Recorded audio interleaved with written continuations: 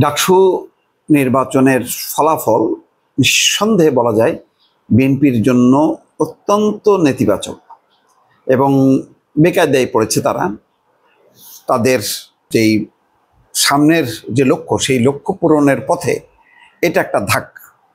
কিন্তু তারপরও গণতান্ত্রিক রীতিনীতি অনুসরণ করে জয়ীদের ব্যক্তিগতভাবে অভিনন্দন জানিয়েছেন সালাউদ্দিন আহমেদ। এটা একটা বার্তা, এটা ভালো হয়েছে অনেক কারণে।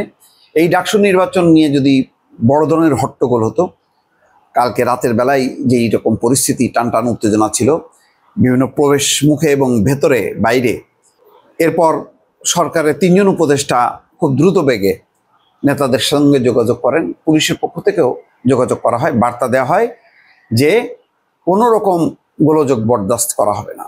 কিন্তু আমার ধারণা হুমকির মুখে না বা চাপের মুখে না, বিএনপি নিজে থেকেই অনুভব করেছে যে না, এই নির্বাচন নিয়ে বাড়াবাড়ি কিছু করা যাবে না এবং খুব বড় ধরনের কোনো প্রমাণ ছাড়া কোনো পজিশন নেওয়া যাবে না, সেটা করেছে। এবং সেই কারণে তিনি অভিনন্দন জানাচ্ছেন। অনেক, যেমন তাদের যে প্রার্থী, ভিপি প্রার্থী, তিনি কিন্তু প্রত্যাখ্যান করেছেন, বলেছেন যে এটা অস্বাভাবিক এবং একটা কারচুপির নির্বাচন।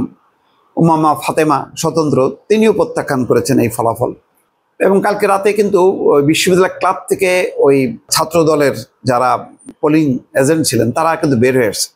তখনই বোঝা যাচ্ছিল, মোটামুটি কালকে রাত্রে 12টার আগে থেকেই বোঝা যাচ্ছিল যে ছাত্র দলের পতন নিশ্চিত। কিন্তু এই পতনটাকে ঘিরে যে একটা উত্তেজনাকর পরিস্থিতি ছিল, সেটা আবার ভেতরেও তারা সামাল দিয়েছে শেষ পর্যন্ত এবং বাইরেও কোনো গোলযোগ হয়নি। শান্তিপূর্ণভাবে শেষ হতে অন্তত এই ক্ষেত্রে বিএনপির একটা বড় ধন্যবাদ অবশ্যই প্রাপ্য।